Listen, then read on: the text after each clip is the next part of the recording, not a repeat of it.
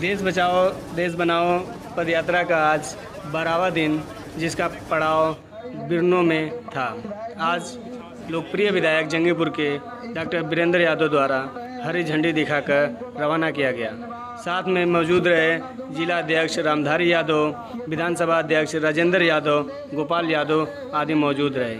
आइए चलते हैं, हम ऐसे युवा नेता से बात करते हैं जो इस पदयात्रा के बारे में विस्तृत जानकारी देंगे कि यह यात्रा आखिर क्यों रोडों के माध्यम से चलाई जा रही है, कुछ और माध्यम भी हो सकता था। तो चलिए बात करते हैं हरिंदर यादव लालू जी से।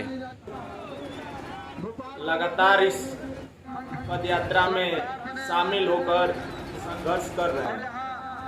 आज आवश्यकता क्यों पड़ गई कि हमें समाजवादियों को सड़क पर उतरकर लगातार पैदल चलकर जगाना पड़ रहा है।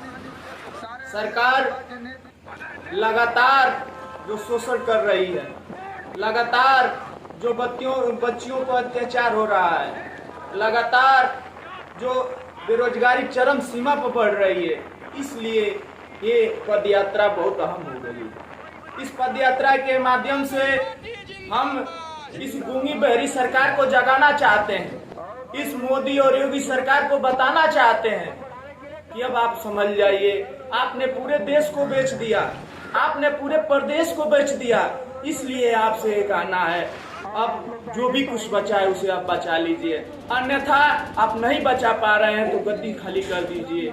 आपके बस का नहीं संभाल पा रहे हैं देश तो आप गद्दी खाली कर दीजिए।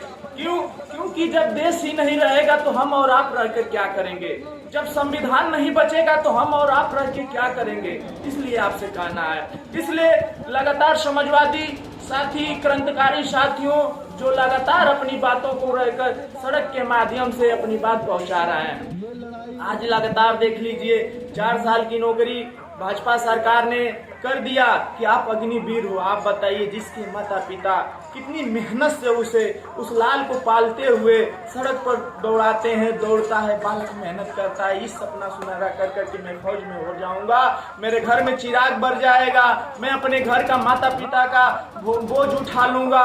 उसके बाद वो 4 साल के बाद पुनः आकर फिर वो ठेला लगाने लगे, पुनः आकर वो गाड़ी करना लगे, पुनः आकर वो झाड़ू लगाने लगे, तो सोचिए उस माता पिता पर क्या गुजरेगी कि क्या मैं सिर्फ 4 साल के लिए मैं बच्चा पैदा किया था कि आप सिर्फ 4 साल जाकर देश की सेवा करोगे। इसलिए आज पदयात्री सड़क पर उतर कर अपना पसीना बहा रहे हैं। इस माध्यम से आह्वान कर रहे हैं कि आप जग जाइए। आप अगर जग जाएंगे तो ये लोकतंत्र देश है, ये लोकतंत्र का देश है, सब लोग स्वतंत्र है। लेकिन ये बीजेपी सरकार ये चाह रही है कि विधायिका पालिका चले, यहाँ न्यायपालिका न चले। हम लोग न्यायपालिका में विश्वास रखते हैं, विधायिका में थोड़ा भी विश्वास नहीं रखते हैं, क्योंकि न्यायपालिका ही ऐसी चीज है जहाँ हमें और आपको न्याय मिलता है। जिस दिन विधायिका अगर हमारे ऊपर हावी हो जाएगी तो इसी तरह बुलडोजर चलेगा, इसी तरह जमीन में घोटाला चलेगा, इसी तरह आने वाले समय में बलात्कार दिन पर दिन बढ़ेंगे, बेरोजगारी दिन पर दिन बढ़ेगी और हम और आप अपनी बात किसी से कह नहीं पाएंगे। इसलिए आज ये सवाल पैदा हो गया कि हमारे बच्चे सुरक्षित रह पाएंगे कि नहीं रह पाएगी, आने वाला पीढ़ी सुरक्षित रह पाएगा कि नहीं रह पाएगा। इसलिए आप लोगों से कहना है, अभी आप लोग समझ जाइए, 2024 का चुनाव बहुत महत्वपूर्ण है। बीजेपी सरकार अगर इस बार जीत गई तो संविधान बदल देगी। संविधान दोस्तों बड़े मेहनत से बाबा साहब ने लाया था। आज संविधान है तो थाना में हम जाकर अपनी बात कर सकते हैं। आज संविधान की देन है कि तहसील है, आज संविधान का देन है कि कोतवाली है, आज संविधान का देन है कि मंडल है, जिला है। अगर शायद संविधान नहीं रहता तो हम और आप अपनी बात किसी से कह नहीं पाते। इसलिए आज कहने की जरूरत है। इसलिए आज लगातार पदयात्री जो अपने माध्यम से पैदल चलकर आज जगाने की कोशिश कर रहे हैं, भाइयों बहनों से अपील कर रहे हैं कि आप जग जाइए। क्योंकि ये सरकार आत्मदाह पर लोगों को आत्मदाह करने को मजबूर करती है।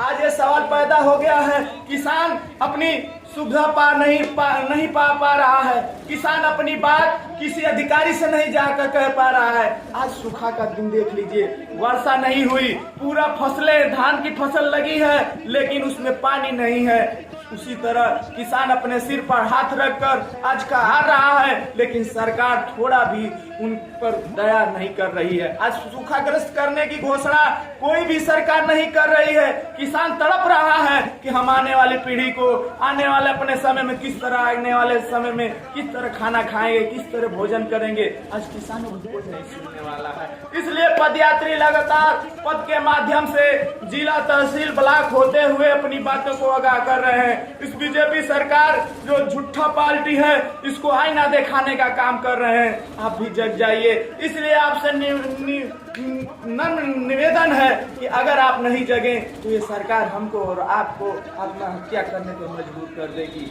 आने वाला समय बहुत भयावह है, आपके हाथ में है दोस्तों। अभी समय है, आप लोग जग जाइए। ज्यादा बात न कहते हुए आने वाले समय में 24 का चुनाव है, 24 में आप संभल जाइए। 24 में बीजेपी सरकार को आप कसम खा लीजिए कि 24 में बीजेपी को नहीं आने देंगे। तभी हम लोगों का संविधान बचेगा, तभी हम लोगों का देश बचेगा। एक शायरी के साथ अपनी बात को समाप्त करूंगा कि वो भारत को रद्दी समझकर बेच डालेगा, चंदन की लकड़ी को नीम की लकड़ी समझकर बेच डालेगा। वो भारत को रद्दी समझकर बेच डालेगा, चंदन की लकड़ी को नीम की लकड़ी समझकर बेच डालेगा। हमने तो हुकूमत दे दी चाय बेचने वाले को, हमने तो हुकूमत दे दी चाय बेचने वाले को।